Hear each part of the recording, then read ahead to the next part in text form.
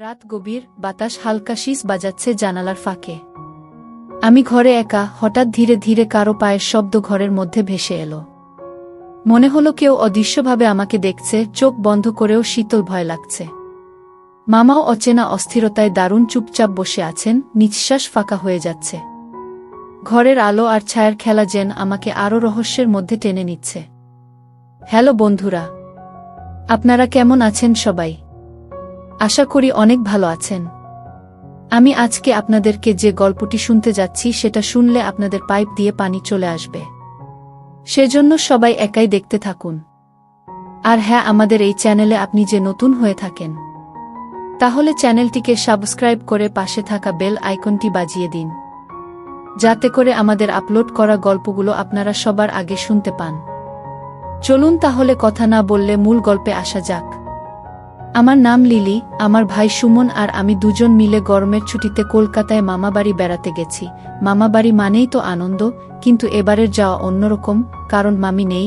তিনি কয়েকদিন আগে তার দাদার অসুস্থতার খবর পেয়ে গ্রামে চলে গেছেন। নানা নানিও ওখানেই থাকেন, ফলে মামাবাড়ি যেন অনেকটা শুনশান লাগছিল। মামার ফ্ল্যাট ছোট্ট, দুটি ঘর আর রান্নাঘর। ঠিক হলো মামা আর সুমন এক রুমে থাকবে, আর আমি একা থাকব অন্য রুমে। কথাটা শুনে বুক কেঁপে উঠল, কারণ ছোটবেলা থেকে মামাবাড়ি গেলে আমি সবসময় মামির সঙ্গেই ঘুমাতাম, গল্প করতাম। মামার এই সিদ্ধান্তে আমি রাজি হতে পারলাম না, তাই জোর করে বললাম, মামা আমি একা শুতে পারবো না, আমাকে আপনার কাছেই শুতে দিন। মামা প্রথমে না করলেও শেষমেশ রাজি হলো। রাতে বড় খাটে আমরা দুজন দুই পাশে শুলাম, মাঝে ফাঁকা জায়গা। তবুও আমি ভেতরে ভেতরে অস্বস্তি পাচ্ছিলাম। মনে হচ্ছিল কিছু একটা অদ্ভুত হবে। প্রথম রাতটা কোনোভাবে কেটে গেল, কিন্তু ভোরে ঘুম ভাঙতেই দেখি আমি অজান্তেই মামার দিকে সরে গেছি, আর মামা অস্থির হয়ে শুয়ে আছেন। মনে হচ্ছিল আমি ঘুমের ঘোরে তাকে আঁকড়ে ধরেছিলাম। বুক ধক করে উঠল, ভেবেছিলাম মামা কিছু বলবেন, কিন্তু তিনি চুপ করে রইলেন। তবে তার দৃষ্টি বদলে গেছে, সেই পরিচিত সহজ ভাব আর চোখে নেই। এরপরে আমার ভেতরে এক অদ্ভুত ভয় তৈরি হলো। মামা কি কিছু ভেবে ফেলেছেন, নাকি আমারই ভুল ধারণা? দ্বিতীয় রাতটা ছিল আরও অস্বস্তিকর। গভীর রাতে হঠাৎ ঘুম ভেঙে দেখি অল্প আলোয় মামা অস্থিরভাবে হাত পা নড়াচ্ছেন, ঠোঁট নড়ছে, যেন ঘুমের মধ্যে কাউকে ডাকছেন। আমি ভয়ে কান পেতে শুনলাম, আর চমকে উঠলাম। মামা মামির নাম ধরে ফিসফিস করছেন। মুহূর্তে আমার গা শিউরে উঠল। এটা কি শুধু ঘুমের ঘোর, নাকি এর পেছনে অন্য কোনো রহস্য আছে? আমি নিঃশব্দে সরে এলাম, কিন্তু মনে হচ্ছিল মামার এই আচরণ কোনো সাধারণ বিষয় নয়। ভেতরে ভেতরে একটা শঙ্কা তৈরি হলো। কেন মামি হঠাৎ গ্রামে চলে গেলেন? কেন মামা এতটা অস্বস্তিতে আছেন? তার চোখে কেন এমন অদ্ভুত দৃষ্টি? বয়স তখন আমার মাত্র 17, কিন্তু এই কয়েকটা দিন আমাকে বুঝিয়ে দিল নিরাপত্তাহীনতা কতটা ভয়ঙ্কর হতে পারে। মনে হচ্ছিল আমি যেন অজান্তেই এক অদ্ভুত খেলায় জড়িয়ে যাচ্ছি, যেখানে ভয়, সন্দেহ আর লজ্জা একসাথে আমাকে চেপে ধরছে। আর প্রতিদিন রাত নামলেই মনে হয় এই ঘরের ভেতর কিছু একটা ঘটতে চলেছে। সেদিন রাতেই আমার মনে হচ্ছিল কিছু একটা অস্বাভাবিক ঘটতে চলেছে।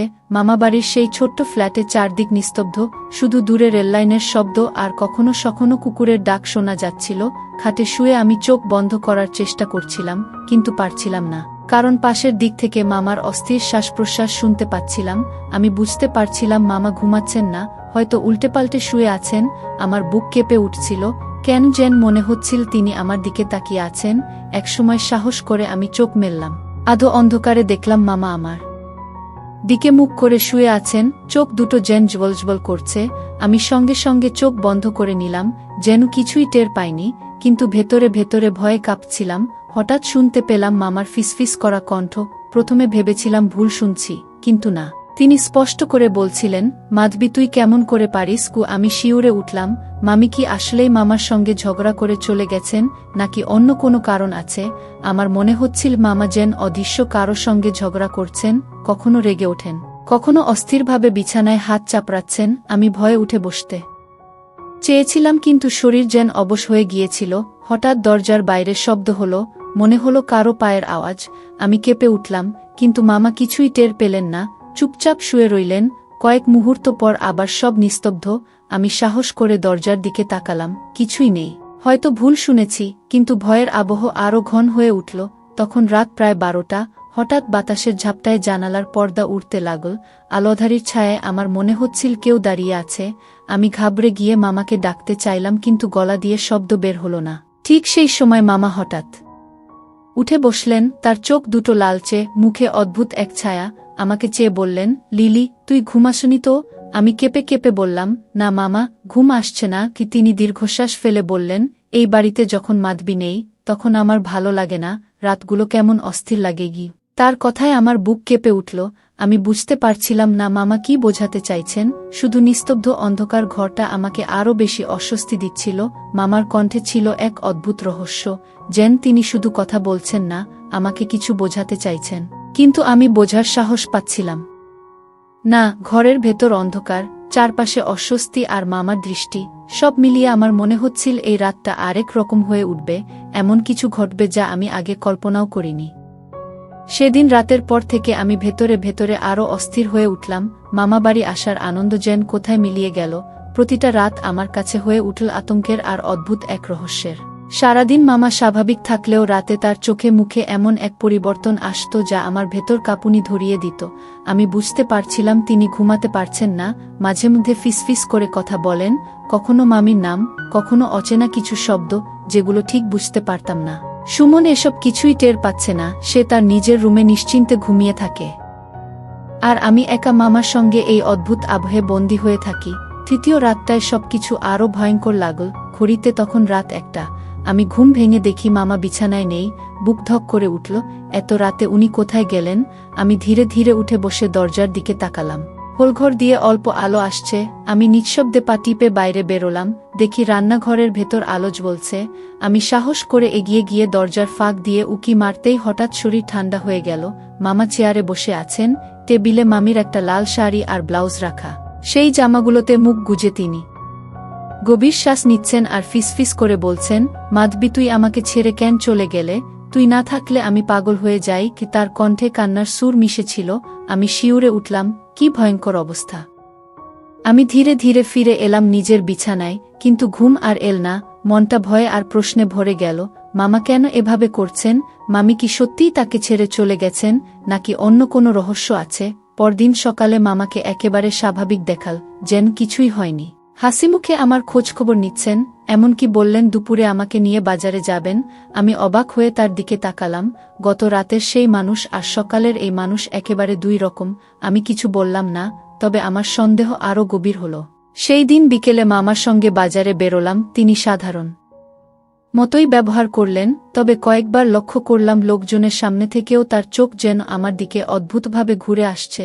আমি মুখ ফিরিয়ে নিয়েছি, কিন্তু বুকের ভেতরটা কেমন কেঁপে উঠছিল। রাতে আবার ভয়ের আবহ নামল, বাতাসে জানালার কাছ কাঁপছিল।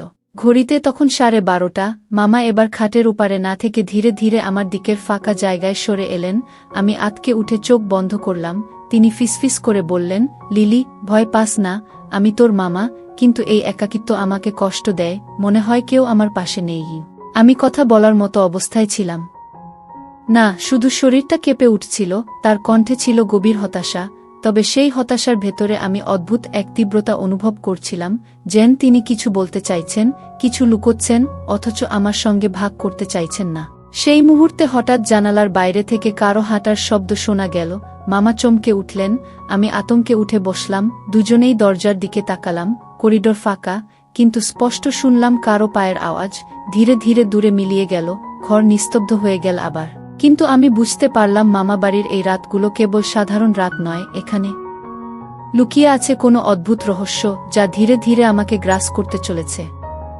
চতুর্থ রাতের আগেই আমি ভেতরে ভেতরে খুব অস্থির হয়ে পড়েছিলাম।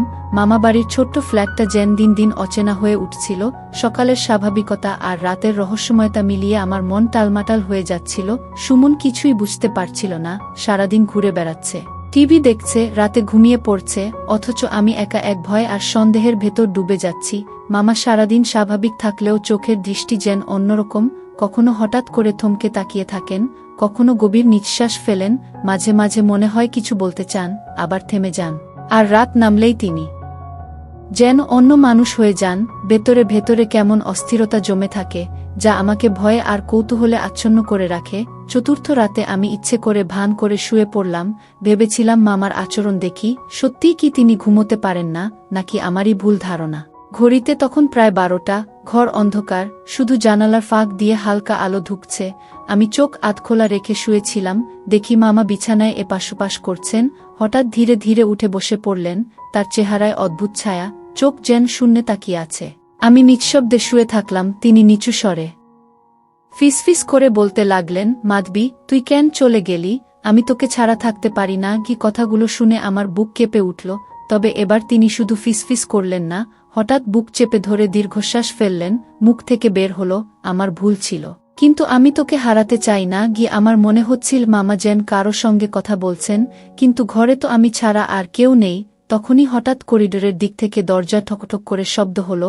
আমি আতকে উঠলাম, মামাও চমকে উঠে তাকালেন, তারপর ধীরে ধীরে উঠে গিয়ে দরজা খুললেন। বাইরে কেউ নেই, করিডোর ফাঁকা, শুধু বাতাসের শব্দ। কিন্তু আমার কানে স্পষ্ট শোনা গেল দূরে কারো পায়ের আওয়াজ মিলিয়ে যাচ্ছে। মামা দরজা বন্ধ করে ফিরে এসে বিছানায় বসে মাথায় হাত দিয়ে বসে রইলেন, তার কাঁধ কাঁপছিল। আমি ভয়ে আর কৌতূহলে একেবারে পাথরের মতো শুয়ে রইলাম। সেই অবস্থায় আমি খেয়াল করলাম মামার চোখে পানি জমেছে, যেন তিনি ভেতরে ভেতরে কাঁদছেন। আমার মনে হলো মামার এই আচরণের পেছনে কোনো গভীর কষ্ট লুকিয়ে আছে, কিন্তু সেই কষ্ট কি সেটা বুঝতে পারছিলাম না। পরদিন সকালে মামা আমাকে দেখে স্বাভাবিক আচরণ করলেন, যেন কিছুই হয়নি, তবে চোখের কোণে ক্লান্তি লেগে ছিল। আমি সাহস করে জিজ্ঞেস করতে চেয়েছিলাম, মামি হঠাৎ কেন গ্রামে চলে গেলেন? কিন্তু মুখ থেকে শব্দ বের হলো না, শুধু অনুভব করলাম এর পেছনে কোনো গোপন কারণ আছে। দুপুরে খাওয়ার পর মামা চুপচাপ বসেছিলেন, তার হাতে ছিল একখানা পুরনো খাতা। খাতার পাতায় কিছু লিখছিলেন। আমি দূর থেকে উকি দিয়ে দেখলাম পাতার উপরে লেখা, মাধবীর চিঠি। আমি চমকে উঠলাম, মামি কি তাকে কোনো চিঠি লিখে গেছেন, নাকি মামা নিজেই কল্পনার জগতে লিখছেন? আমার মন ভরে গেল হাজারো প্রশ্নে।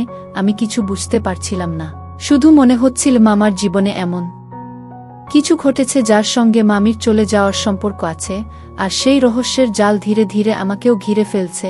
আমি তখনও জানতাম না সামনে যে রাতগুলো আসছে সেখানে আমাকে এমন সব ঘটনার মুখোমুখি হতে হবে যা আমার জীবনের গতি পাল্টে দেবে। পঞ্চম দিনের দুপুরটা যেন অদ্ভুত নিস্তব্ধতায় ভরে উঠেছিল। মামা টানা কয়েক ঘণ্টা সেই পুরনো খাতার ভেতর কি লিখছিলেন আমি দূর থেকে তাকিয়ে দেখছিলাম। মাঝে মাঝে তিনি থেমে জানালার বাইরে তাকাচ্ছিলেন, আবার কখনো কপালে হাত রেখে দীর্ঘশ্বাস ফেলছিলেন। আমার ভেতরে তখন এক অদম্য কৌতূহল জন্মেছে, এই খাতায় আসলে কি আছে? কেন মামা এটাকে এত গুরুত্ব দিচ্ছেন? সন্ধ্যায় সুমনকে নিয়ে মামা বাইরে বের হলেন। বাজারে যাবেন বললেন। আমি একা ঘরে রইলাম, মন টানছিল সেই খাতার দিকে। সাহস সঞ্চয় করে আস্তে আস্তে টেবিলের দিকে গেলাম। খাতাটা তখনও খোলা ছিল। পাতার উপরে লেখা, মাধবীর চিঠি। বুক ধক করে উঠল। হাত কাঁপতে কাঁপতে আমি পড়তে শুরু করলাম। খাতার পাতায় মামার হাতের লেখা, তুই যদি আমাকে এভাবে ছেড়ে যাস তবে আমি কিভাবে বাঁচব মাধবী? আমি তোকে যতটা ভালোবেসেছি তুই কি ততটা বুঝেছিস কোনোদিন? আমি ভুল করেছি, মানছি, কিন্তু আমার ভালোবাসাটা কি ভুল ছিল? আমি কখনো ভাবিনি একদিন তুই আমাকে এমন করে দূরে সরিয়ে দেবে। তুই যদি ফিরে আসিস আমি সব ঠিক করে দেব। শুধু আরেকবার সুযোগ দে আমাকে গিয়ে। আমি এক নিঃশ্বাসে পড়ে থেমে গেলাম। মাথার ভেতর হাজারটা প্রশ্ন ঘুরছিল। মামা কি সত্যিই কোনো ভুল করেছেন? মামি কি সেই ভুলের কারণে তাকে ছেড়ে চলে গেছেন, নাকি এর ভেতরে আরও কোনো অজানা কাহিনী আছে? খাতাটা বন্ধ করে আমি চুপচাপ বসে পড়লাম। তখনই দরজার বাইরে থেকে কারো হাঁটার শব্দ পেলাম। বুক কেঁপে উঠল। ধীরে ধীরে দরজার কাছে গিয়ে কান পাতলাম। করিডোর দিয়ে কারো হেঁটে যাওয়ার শব্দ ভেসে আসছে। দরজার ফাঁক দিয়ে উকি মেরে দেখি ছায়ামূর্তির মতো একটা অবয়ব ধীরে ধীরে সিঁড়ির দিকে চলে যাচ্ছে। আমি স্পষ্ট বুঝতে পারলাম এটা মামা নন, কারণ উনি তো বাইরে গেছেন সুমনের সঙ্গে। আমার বুকের ভেতরটা কেঁপে উঠল। এ বাড়িতে তাহলে আরও কেউ আছে, নাকি আমি ভ্রম দেখছি? কিছুক্ষণ পর মামা আর সুমন ফিরলেন। মামার চোখে তখনও সেই ক্লান্তি আর অস্থিরতা লেগে আছে। আমাকে দেখে মৃদু হেসে বললেন, লিলি, ভয়ের কিছু নেই, আমি আছি তো। আমি কিছু বললাম না, শুধু চুপ করে তাকিয়ে রইলাম তার দিকে। মনে হচ্ছিল তিনি যতটা বলেন তার চেয়ে অনেক কিছু গোপন করেন। রাত নামতেই ভয়ের আবহ আবার নেমে এলো। বাতাসে জানালার কাচ কাঁপছিল। ঘড়িতে তখন প্রায় 1টা। আমি বিছানায় শুয়ে আছি, কিন্তু চোখে ঘুম নেই। মামা ধীরে ধীরে উঠে বসে পড়লেন। আবার সেই ফিসফিসানি, আবার মামির নাম। আমি ভয়ে জমে যাচ্ছিলাম। ঠিক তখনই হঠাৎ রান্নাঘর থেকে থালাবাটির শব্দ হল। মামা চমকে উঠলেন। আমি আতঙ্কে উঠে বসলাম। দুজনেই ধীরে ধীরে রান্নাঘরের দিকে এগোলাম। আলো জ্বালাতেই দেখি থালাবাটি সব মেঝেতে ছড়িয়ে আছে। কিন্তু আশ্চর্যের ব্যাপার হল, ঘরে তো আমরা ছাড়া আর কেউ নেই। মামা একবার আমার দিকে তাকালেন, চোখে ভয় আর কষ্টের মিশ্র ছায়া। তারপর নিঃশব্দে বললেন, তুই যদি সত্যিই ফিরে এসে থাকিস মাধবী, তবে আমাকে কেন এভাবে কষ্ট দিচ্ছিস? আমার শরীর কেঁপে উঠল। আমি তখনই বুঝলাম, মামাবাড়ির এই রাতগুলোতে শুধু মামার অস্থিরতা নয়, আরও কোনো অদ্ভুত রহস্য লুকিয়ে আছে। ষষ্ঠ রাতের আগেই আমি ভেতরে ভেতরে বুঝে গিয়েছিলাম, মামাবাড়ির এই গল্পটা কেবল মামার অস্থিরতা বা একাকিত্বের মধ্যে সীমাবদ্ধ নয়। এর ভেতরে আরও গভীর রহস্য লুকিয়ে আছে। আমার চোখের সামনে যত ঘটনা ঘটছে সেগুলো যেন টুকরো টুকরো সূত্র, কিন্তু পুরো ছবিটা এখনও ধোঁয়াশার ভেতর। সেদিন সকালে মামা খুব চুপচাপ ছিলেন। সুমন স্কুলে চলে গেল, আমি রান্নাঘরে সাহায্য করছিলাম। মামা বসেছিলেন বারান্দায়। আমি লক্ষ্য করলাম তার হাতে একটা পুরনো অ্যালবাম। কৌতূহল সামলাতে পারলাম না, এগিয়ে গিয়ে দেখলাম অ্যালবামের ভেতরে মামি আর মামার পুরনো ছবি। অনেকগুলো ছবিতে মামি হাসি মুখে দাঁড়িয়ে আছেন, কিন্তু একটা ছবিতে মামার হাত ধরে আছেন এমনভাবে যেন ছাড়তে চাইছেন না। মামা ছবিটার দিকে একদৃষ্টে তাকিয়েছিলেন, চোখে কষ্টের ছাপ। আমি আস্তে বললাম, মামা, মামি হঠাৎ গ্রামে চলে গেলেন কেন? মামা চমকে উঠলেন, কিছুক্ষণ নীরব থেকে বললেন, সবকিছু তোকে বলা যায় না লিলি। মাধবীর সঙ্গে আমার ভুল বোঝাবুঝি হয়েছিল। ও ভেবেছিল আমি তাকে ঠকিয়েছি গি। আমি ভ্রু কুঁচকে জিজ্ঞেস করলাম, আপনি কি সত্যিই ঠকিয়েছিলেন মামিকে? মামা হঠাৎ রাগে গলা চড়িয়ে বললেন, না, আমি তাকে ঠকাইনি। কিন্তু কিছু ঘটনা এমন হয়েছিল যেগুলো আমার নিয়ন্ত্রণে ছিল না। আর মাধবী সেই ঘটনাকে অন্যভাবে নিয়েছিল। কথাগুলো শুনে আমি অবাক হয়ে গেলাম। আমার মনে আরও হাজারটা প্রশ্ন জেগে উঠল। ঠিক তখনই বারান্দার বাইরে হঠাৎ কাকের ডানা ঝাপটানোর শব্দ হল। মামা চমকে উঠে তাকালেন, তারপর ছবির অ্যালবামটা হঠাৎ জোরে বন্ধ করে রাখলেন। সন্ধ্যা নামতেই আমি সিদ্ধান্ত নিলাম, আজ রাতে কিছু একটা খুঁজে বের করব। মামার রহস্য না ভাঙা পর্যন্ত শান্তি পাব না। ঘড়িতে তখন 12টা বাজে। মামা তখনও জেগেছিলেন। আমি ভান করলাম ঘুমাচ্ছি। আধো অন্ধকারে দেখলাম তিনি ধীরে ধীরে আলমারির দিকে গেলেন, ভেতর থেকে কিছু কাগজ বের করলেন। চুপচাপ বিছানায় বসে পড়লেন আর কাগজের দিকে তাকিয়ে ফিসফিস করতে লাগলেন। আমি শুয়ে থেকে কান পেতে শুনলাম। কাগজটা যেন একটা চিঠি। মামা নিচু স্বরে পড়ছিলেন, তুমি যদি সত্যিই আমাকে ভালোবাসতে তাহলে ওই মেয়েটার সঙ্গে এত ঘনিষ্ঠ হতে না। আমি সব দেখেছি। আমি সব বুঝেছি। আমাকে আর খুঁজতে আসবে না। আমি চলে যাচ্ছি গু। আমার বুক ধক করে উঠল। মানে মামি কাউকে সন্দেহ করেছিলেন। কিন্তু কে সেই মেয়ে? মামা কি সত্যিই অন্য কারো সঙ্গে জড়িয়ে গিয়েছিলেন, নাকি এটা কেবল ভুল বোঝাবুঝি? আমি চোখ বন্ধ করে শুয়ে রইলাম।